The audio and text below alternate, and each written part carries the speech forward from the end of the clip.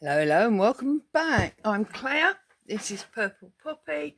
And whilst I'm excitedly waiting for Melanie to release the new swap quarter, which is obviously autumn, I thought I'd start on my journal cover. So what I did was I took some cardboard box, you can see that, and I've just two rectangles as always. I've put a very thin layer of wadding, I've covered it in paper, and then I've fussy cut out some pieces from a DigiKit. Now, it just goes to show really how you can use DigiKits in many different ways. But obviously I need to finish the inside. So I thought, hey ho, as you, my friends, would be popping in to say hello today, we'd do that together. So I'm going to use this spread from the same DigiKit, but as you can see, it's obviously not big enough. So I'm going to slice it down the middle, move that, and away we go. But first, we need to work on what we're going to fill the centre. I'm doing Jenga as usual. What we're going to do the centre gap with. So I have got some paints, and it's autumn, so we're going to be using the orangey browny ones down the bottom. So I've got my paints. I've got some mushrooms and leaves and circles in stamps, and I've got some black ink, and obviously I've got some fabric. So the first thing I want to do is colour and stamp this fabric. So I'm going to stamp it first of all. Am I or am I not? Because I was going to use this Versaclear. I don't know how that'll work. No, we do the painting first. Claire, make your mind up. Right, so can you even see the paints? Yes, you can. We're going to give them a little squirt. So I'm going to squirt into Venetian red, Mars yellow, yellow brown, and beige grey. Okay. And we're going to steal Louisa Heinzel's idea of putting the paint onto a block. Now, I'm not doing it for the same reasons I believe she did it. I'm doing it because I know that what's going to happen is the paint's not going to stick to it. Look, that's a bit of a thin brush. Let's get a thicker brush.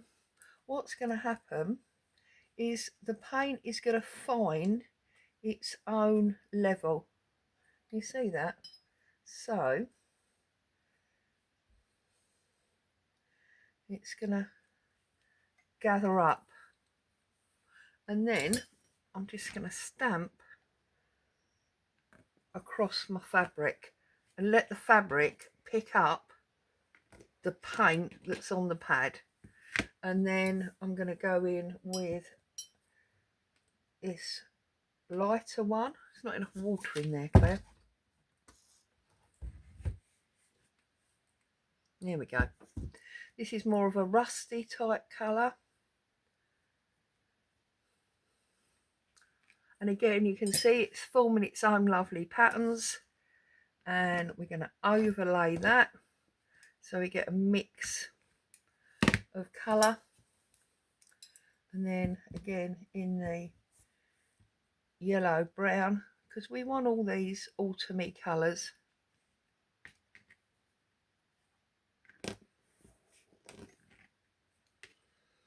Now normally we would put the ink or the paint onto the mat and then dab the fabric in. I just thought this was going to be a bit quicker.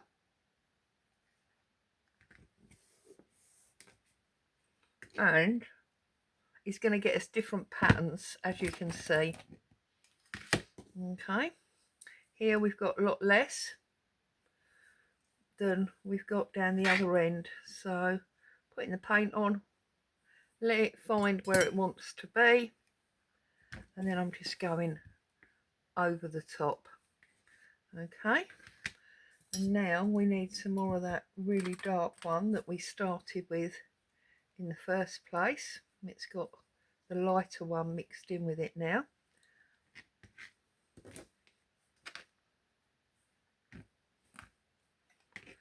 You can see it's just colouring up, whoops, beautifully. And have a little bit more of the light colours on that end and in the middle. There you go. We've got quite, I want a bit more of the dark.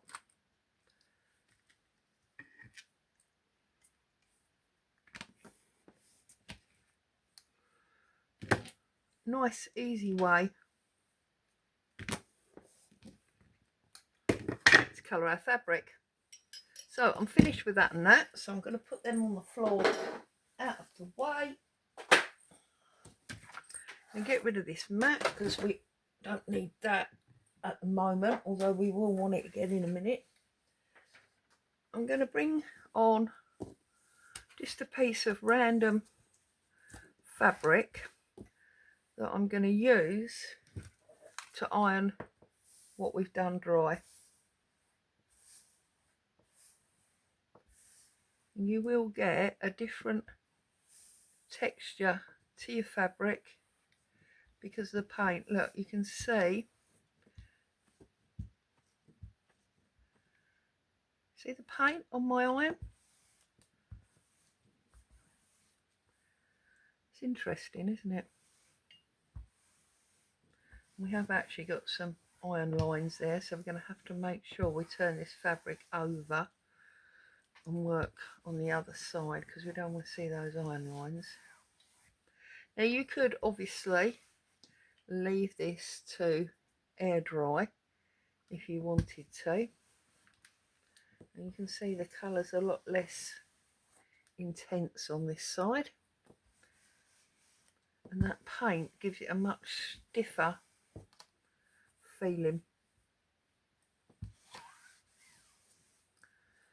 Having said about turning it over, I think I might actually like that pattern now that I'm looking at it again. I'm going to turn my iron off, give that a scrub with a bit of salt later. If you don't know about cleaning irons, brown paper and salt is usually a good idea. Okay, so I'm going to bring my mat back up. This is very different now, it's stiff rather than the floppy fabric that it was, and I'm going to decide, oh look, that's almost falling out the bottom anyway, so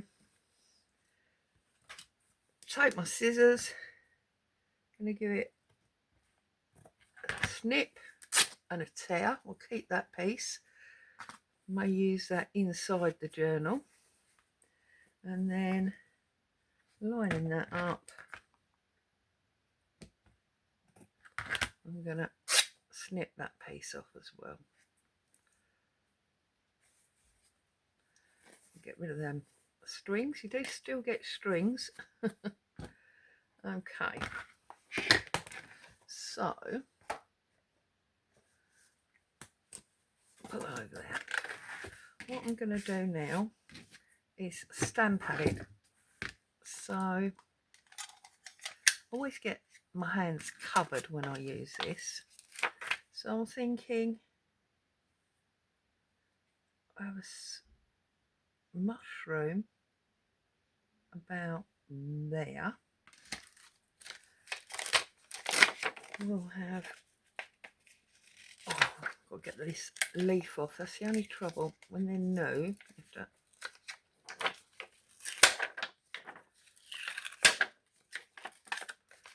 And sometimes they just don't want to come off. Oh, I'll give that a minute to go back to its shape. So I think we'll have that coming round the top and then round the bottom and this on top. So let's put it on there first of all.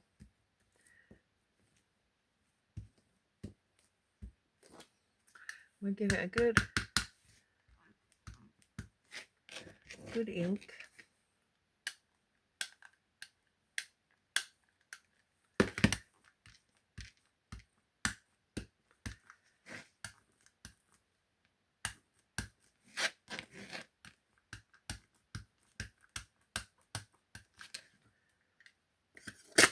Okay,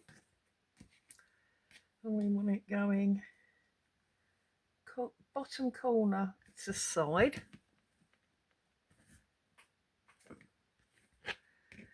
Lovely.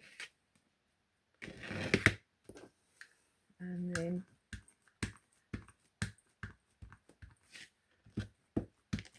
that's why, look at all the excess ink. But hey ho. Bottom corner to side. Again. And then I thought we'd have this sitting in the middle like that. So let me get a wet wipe on this, because I know what's going to happen. The minute I touch that, I'm going to get covered in black ink. So I'm just using standard cheap baby wipes. Look, I've already got ink all over me. Haven't really touched it. Look.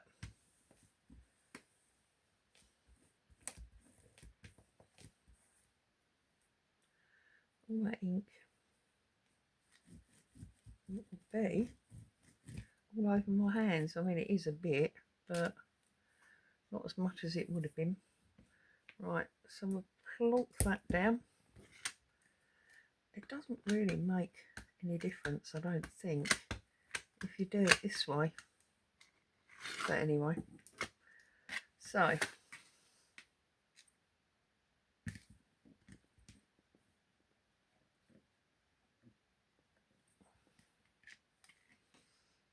I think that's beautiful.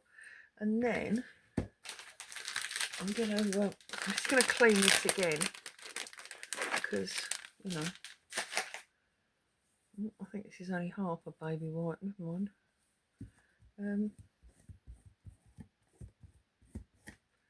Yuck! Look, covered. I do love this ink, but you do get covered. Okay, so that's that. That's that. And then I thought maybe we'd have some of these circles.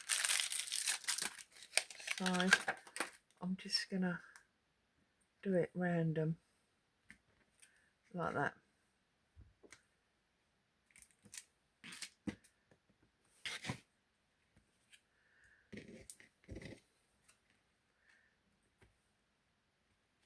It's always good, yeah? Have a little bit up there. There you go. So I'm happy with all of that. And get rid of this ink. And give my hands another wipe. Sorry, I'm not usually this fussy, you know. It's just I do not want black smudgy marks on what I'm working on from all that stamping. Right. Okay. Here's our paper. So,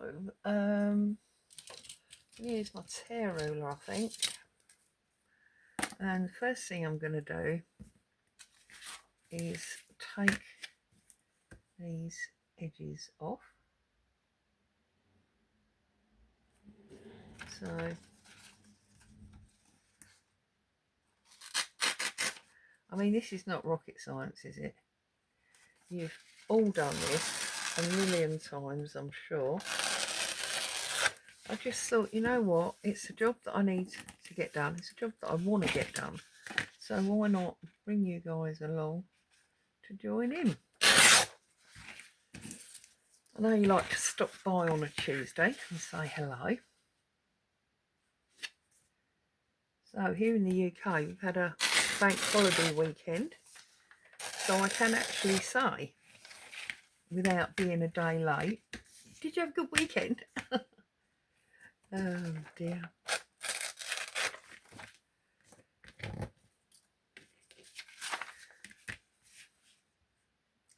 before you know it, it's going to be Christmas, isn't it? Okay, I'm going to take this corner off. That one I'm going to leave, and this one I'm going to take off, and then I'm going to tear it down this fold line. This is just 80-gram copier paper, absolutely nothing special at all. I'm going to ink up these edges. I'm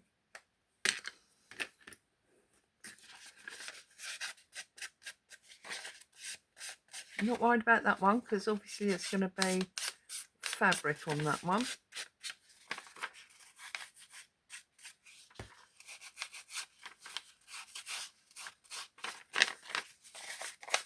Now this one that I knew I was going to cut out, I did print on the 120 Navigator paper because I knew I needed it to be a little bit more resilient than this 80-gram copier.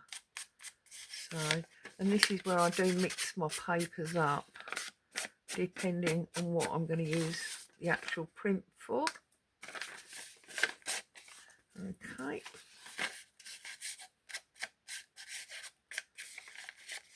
You can see it's really thin, but because it's going to be glued down to that cardboard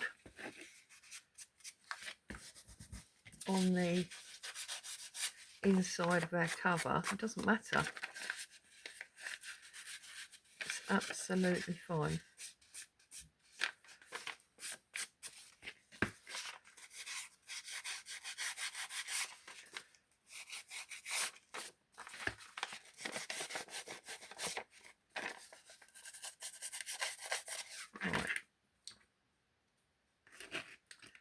Okay, so that's all inked. Now, let me get this glued down.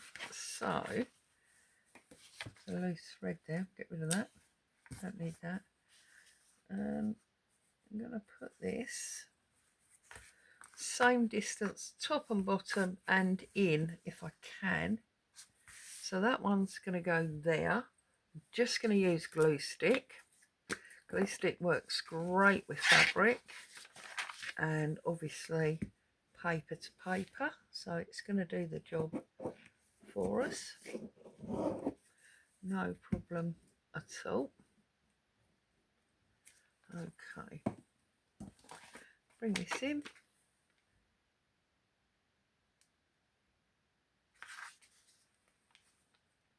Try and get it central. Make sure it's where you want it before you really go to town pushing it down.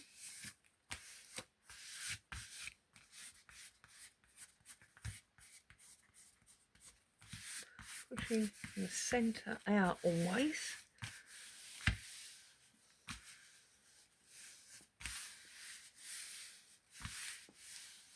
There's that one. And we're going to do exactly the same with the other one.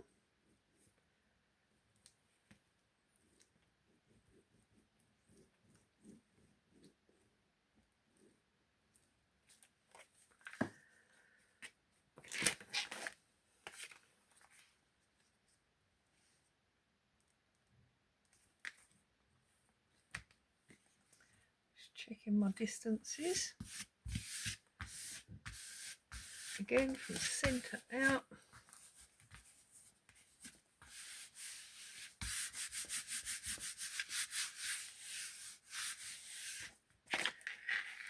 And I've just realised, look what I've done. Can you see? I've cut this too narrow. How silly of me was that? So we're going to add to it again, and we're going to put some of this pretty lace, I think. So I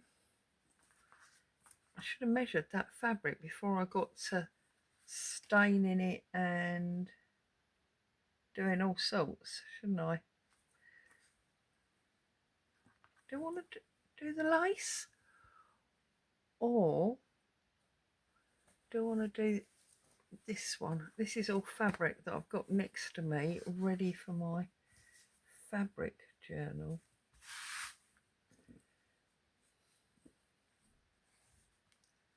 Yeah, I think I like the light on the dark. So, before you do all that lovely stamping and paint dye into your fabric, make sure it's the right size. That would always help. Oh dear. And as always, don't do what I do what I say. Because very often what I say is because something like this has happened in the past.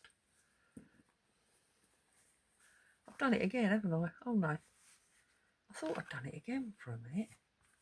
I thought, oh my goodness, I've done it again. But I haven't. It's okay. Right. So, I'm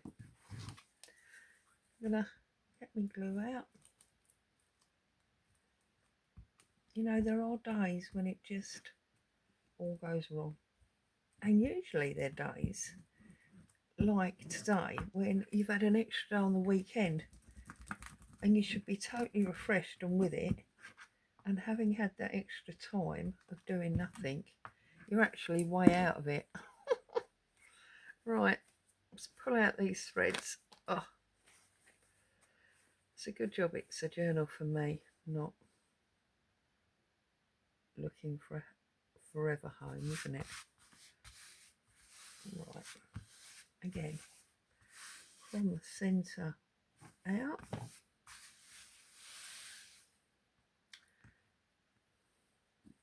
A little bit under that corner. Right, now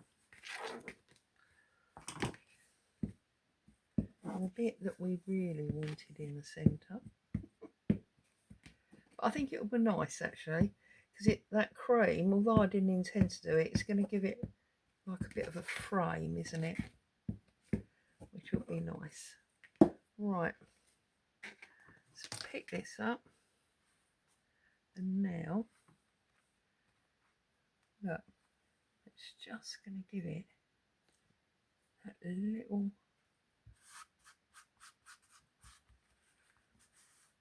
border. And I think, although my hands are sticky, I think that's going to be lovely. So I'm just going to use my bone folder to give that a really good press down. There we go. Look. And that's because that ink is still slightly wet. It's not the paint, it's the ink. Look.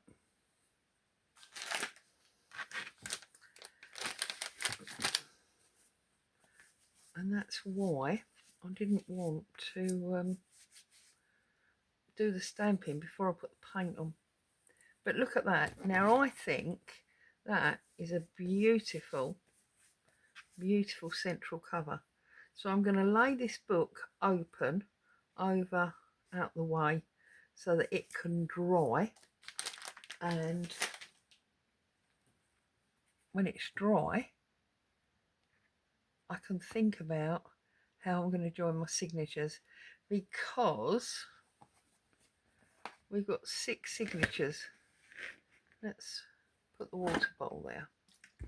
We've got 6 signatures to come across here, because I did 2 journals already of 3 months, which was spring and summer, and I'm going to put autumn and winter in together, which is why not only did I choose my Garunji fabric and these orangey autumn colours, I deliberately went for the jumpers, because you wear jumpers in winter. So yeah, so we're going to mark 6 across there. There you go. So as always, thank you so much for coming along and joining me. I hope you found, see, it needs to really dry before we start folding it up. I hope you found joy and inspiration. Stay safe. I'll see you very soon for another adventure in crafting. Ta-ta for now.